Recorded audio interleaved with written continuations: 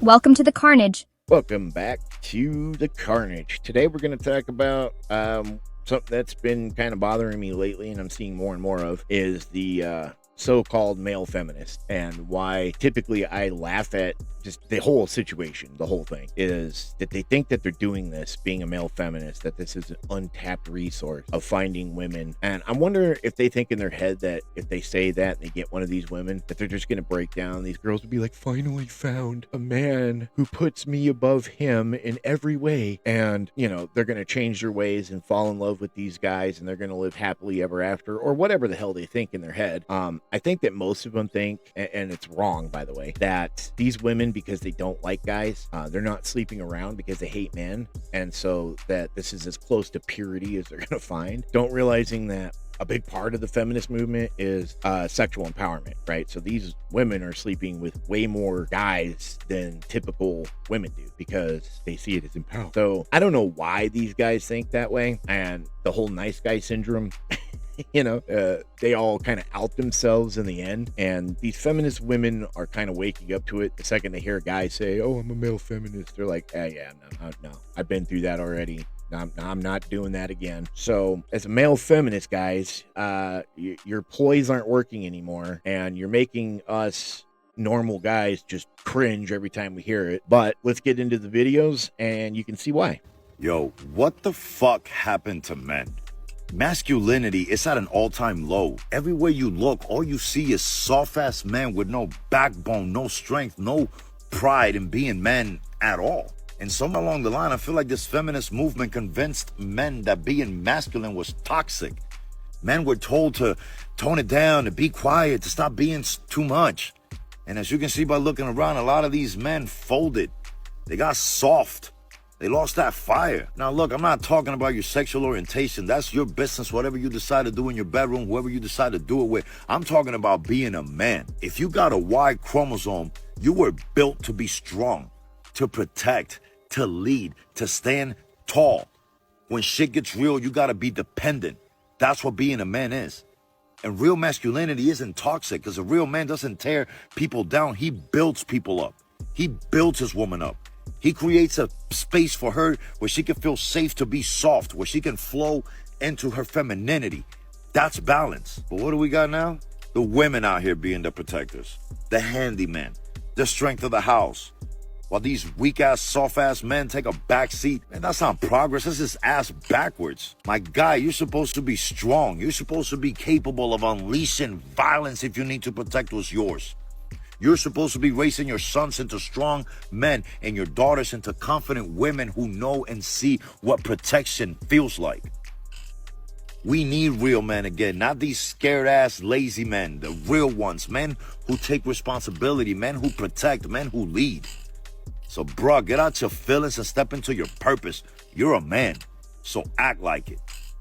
And remember, tribe, the goal is always to leave people better than we found them. And that starts with men stepping back into their God-given role. My tribe, I love you. You know we drop the hardest truths on Monday. Have a safe day, and I'll see y'all back tomorrow. Namaste. So, yeah, there's entirely too many men nowadays that are going back to the whole male feminist thing, you know, trying to use this tactic to get, you know, women. I don't know why they see this as some kind of untapped resource or whatever they think it is. And then you have those same men, you know, coming onto social media and talking about, you know, oh, men need to step up, men need to be simps, men need to do this, men need to do that for women, and your whole life should be, you know, only built around a woman and what she wants and what she needs. It's like, no, this is completely backwards, dude.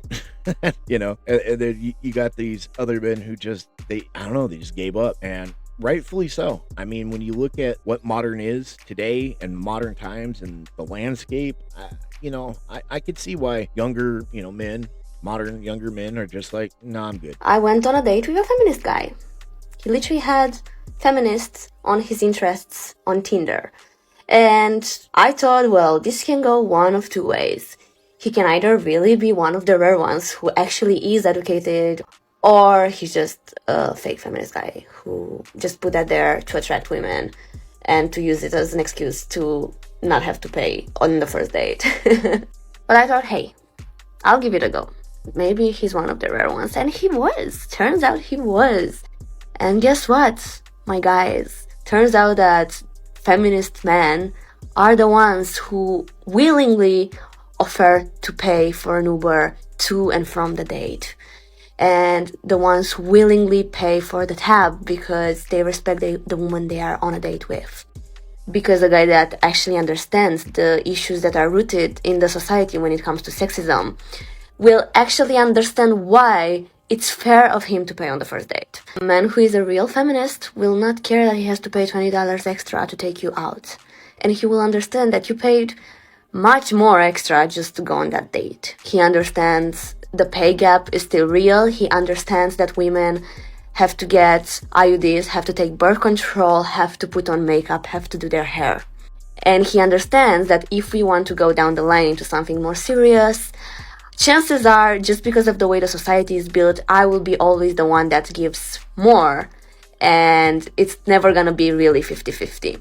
And that is the reason why this guy, who was an actual feminist, not one of those fake woke men on the internet, had no issue in spoiling me a little bit on the first date. And he was great, and I'm excited to see him again.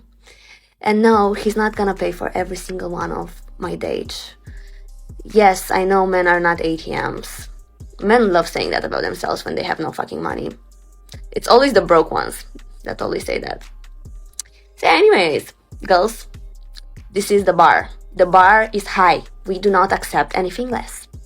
They exist. They're very rare, but they exist. She's absolutely out of her damn mind. So there are good actors out there, and a lot of these so-called male feminists will kind of give that energy for the first couple dates. As soon as he hits, he's gone. He changes how he perceives and acts. And I'm sorry, ladies, that quite honestly, you all make the same video. You make them all the same. There's no difference between them. And then the funny part is that you come on later and you're like, wait a minute, like I really didn't like the guy, even though he was perfect for me. He was perfect in every way. He was just too sensitive. He was just too into his emotions, and I need a man to be a man. You all make these videos, and so that's why I had to put that video on here, because I guarantee you later down the line, I'm going to get another video from her, and she's going to be like, yeah, it didn't work out. He was too sensitive, and, you know, he was a beta, and he didn't, you know, provide that masculinity that I need to feel protected. So we'll just put that here and wait for the next video, because I know that video's coming. Bad guy. Stop with the feminine energy, masculine energy shit. All it is gender roles rebranded. All it is classism. You know how many girls and young women are on this app diving into this line of thinking, this feminine energy, divine feminine shit, and they're gonna think that the second a man does her wrong, a boy does her wrong, that it's her fault because she didn't allow herself to be in her feminine energy. She was too masculine. What the fuck? It is the response to feminism. Why do you think so many men love this? And before people come at me and say, no, it's empowering women, I see nothing empowering about having a woman nitpick everything about her relationship and every behavior that she does until the point where she's no longer authentically herself in a relationship. It's just a sparkly way of telling women, get back in the kitchen, or your man isn't going to provide for you. This doesn't apply to women who choose to be stay-at-home wives or moms. Separate conversation. It's a right-wing pipeline. I said what I said. And you're an idiot, and that's fine. You're welcome to be an idiot, but again, saying that it's just a rebrand of traditional roles, okay, how about I give you that? How about I say, all right, maybe it is just another way to say traditional role, fine. But to sit here and say some stupid shit like, oh, if, you know, she's not in her feminine energy, she's gonna just automatically blame herself. That's not how that works. Sorry. Women take no accountability 99.9% of the time, so that'll never be something they do, right? They're not going to be like, oh, I was the problem because I wasn't feminine enough. Sorry, no. She will always blame the man for whatever. Well, you weren't being masculine enough for me to be in my femininity. Whatever the case may be. So that's not how any of that works. I think as young as you are, you really need to get some life experience before coming on to social media and telling people the stupid shit that spouts out your mouth. The TikTok algorithm thinks I'm a woman. It's just filled with like stories about men cheating and like makeup tutorials, and I can't lie, I'd be watching that shit. I know it all. You gotta cleanse, use your toner, moisturize, primer, use your foundation, then concealer, contour, bronzer, then blush, and then set it all. I don't even know what that means. Then you gotta do your brows, your lips, highlights. Like, why is it so complicated? But it's kind of getting bad because I'd be in public like, you did not fill in your brows. That foundation does not match your neck. I don't know how to fix it, but I guess I'll just continue watching the makeup tutorials, I guess. Yeah, and so there you go. The algorithm thinks that he's a woman, and the funny part is because, like he admitted, he's like, yeah, I'd be watching that crap. And so, yeah, your algorithm's going to be like, oh, okay, well, maybe this guy might be playing for another team, just saying. Or they think that maybe he's a woman, who knows? But to admit that and sit there and be like, yeah, I enjoy the crap out of this, it's funny to me. I'm sorry, but it is. It's like you have no interest outside of that, you know? So he's going to be going down that path in his echo chamber of, you know, like you said, the cheating videos and stuff. I bet he's the very first one to scream at the screen, yeah, queen. Tell me you're a male feminist without telling me you're a male feminist. I'll start. So I have this friend, McKenna, great girl. She was dating this guy named Tanner, not a great guy. He would disrespect her. He would not treat her like the queen she was. He would cheat on her, probably. Didn't have any direct evidence of that part, but I'm sure he did. And I would remind her of this daily. And finally, she broke up with him. So I'm hanging out with her after, and she goes, Cole, I wish I could find a guy just like you. So naturally, I made a move on her. And she rejected me. I'm like, excuse me? You wish you could find a guy just like me? Bitch, I am me! Hook up with me! I've been putting in the time! I deserve this! You owe me! I'm just gonna keep going for the bad boys, then you're gonna keep getting your heart broken, and you'll deserve it! You need to go for the good guys like me, nice guys like me. Just give me a chance and let me show you how nice I am! I will be so much fucking nicer to you than the other guys!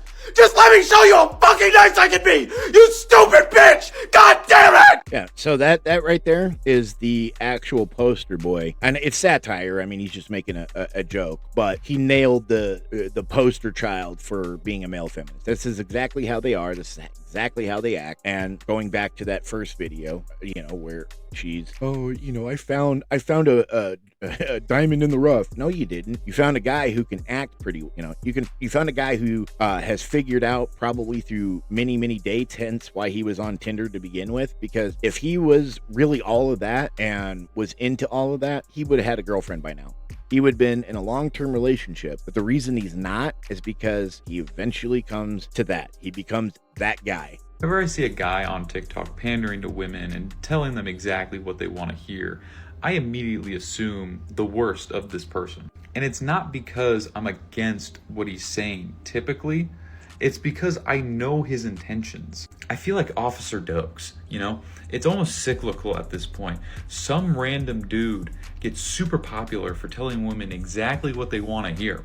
And 6 months to a year down the line, he gets exposed for being a terrible partner, you know, like 3 years ago. Or like actively being a terrible partner.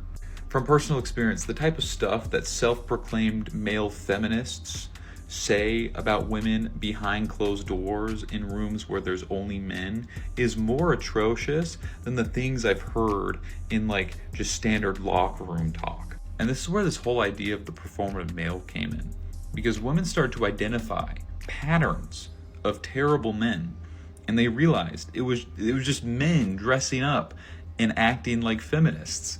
This is why I personally trust men with normal opinions. They're not going to fully go along with one agenda or the other, right? They're just normal people. Those are going to be the most level-headed guys who are like not assholes. Isn't it crazy that a male feminist was just nearly taken down by a feminist? This guy Justin Baldoni has staked his entire identity on being a man who worships feminism. So much so that his life's work is a movie he directed and starred in about domestic violence against women. And what was his reward for being such a powerful ally? His feminist co-star taking over his movie and then suing him for sexual misconduct on set. Yeah, so it turns out that positioning yourself as a male feminist does not gain you an ounce of respect. It actually just makes you a target to be taken advantage of because they all just see you as a beta. Yep, exactly. So I just thought that's hilarious, honestly. And seeing most of those videos from supposed, self-proclaimed male feminists are, the worst end result possible. And it's like, well, yeah. Did you not think that this was going to blow up in your face eventually? And he's right. The guy before him, some of the crap that I've heard supposed male feminists say about women would make Andrew Tate cringe. It's like, dude, these people are way out of their heads. And those men specifically, I don't know what they're trying to achieve by saying they're a male feminist and them thinking this is like some type of untapped resource and that these women, are maybe it's because they're a challenge. Maybe it's, I don't know. I can't get behind that. Like the fucking mindset behind that I don't know. It just bugs me. It really irks me. I'm not going to pretend to be somebody I'm not to, get a woman who hates men. That makes no fucking sense. But that's just me. That's my 2 cents. But let me know what you guys think in the comments. If you get a chance, hit like, subscribe. If not, that's okay too. We'll catch you on the next video.